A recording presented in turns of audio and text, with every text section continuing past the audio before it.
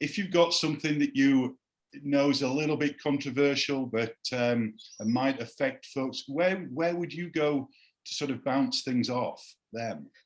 Yeah, I've got some really good MDs who work with me as part of the team, and I do bounce ideas off them. Yeah. It's interesting when I first took Ricardo into environmental consulting, and that was a risk at that point.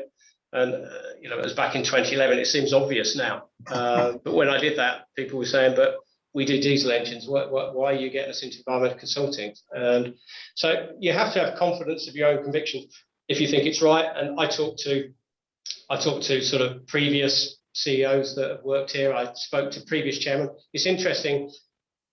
Your boards, I say your board's not your friend while they're sitting around the table, but as soon as they're no longer sitting at the table and they're retired, they're incredibly useful because they don't have that role to fulfill. Yeah. So I do use past board members quite a bit. I bounce ideas off my FD, who's right-hand man, Ian, all the time.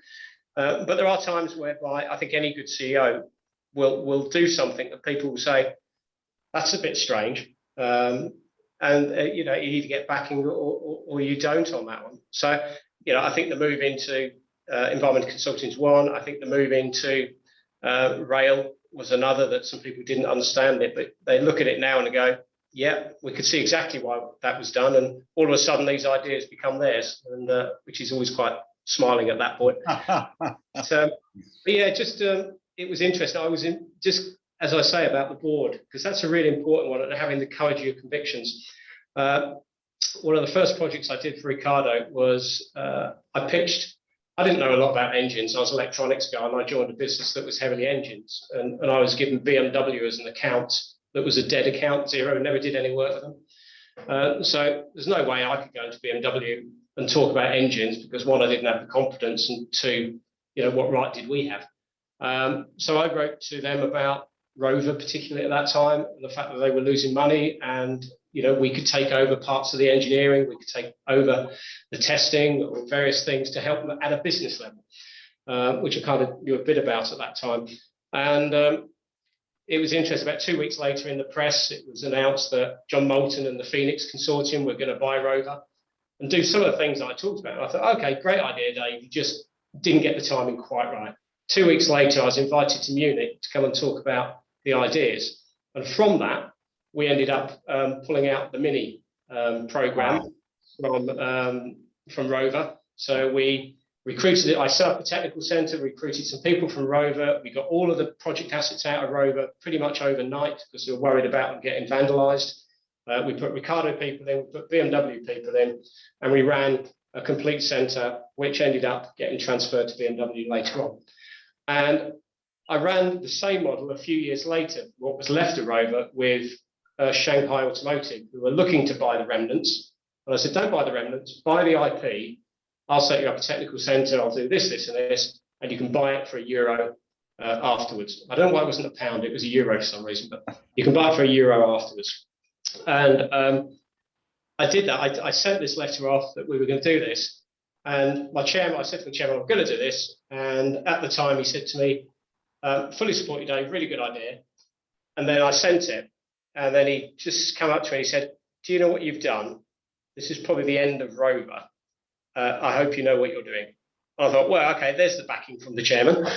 And it turned out absolutely fine. But it's interesting that you've got to have courage of your convictions and don't be scared about doing something different. Because if you're not, then I don't think you're a CEO or MD.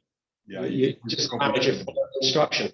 Yeah. And where's the added value in that? You become an efficiency play. Yeah, and what an incredible success Mini's been, and what beautiful cars they have. Oh, it's just fantastic. I think you look at the Minis, and it became. I should write a book on all this stuff. Actually, when we were doing this at Mini, I said to them, "I assume you're going to do you're going to play on the Italian job." And the program manager at Mini, who's a vehicle line director, had never even seen the Italian job moving. It's just incredible stuff that was going on, and they hadn't appreciated what they had bought with Mini. Yeah, their view was, we're going to get this, and it's going to become a little bit of a funky adjunct to the BMW, but really it's never going to be as good as the BMWs. And actually, it became their highest selling car on it. And even today, I've only just got it. My wife had a Mini up until about a month or 2 months ago, and I had a Mini up until about a month ago. It's just fantastic cars that make you smile. Fantastic. My wife had a convertible until a few months ago, and certainly at the weekend she wouldn't know where it was because I'd be driving it around like a go-kart. Yeah, exactly. They're just such fun. Oh, but it's funny, people, you can imagine in the job I've got, people say to me, "Oh, what car do you drive?" They think you're going to say some exotic sports car or this, that, and the other. If it's not, it's going to be a Mercedes S-Class. I tell people, actually, I drive a Mini, and they look at you and I say, "You go drive one. Yeah. Go drive a Cooper S, and you'll know why I drive it."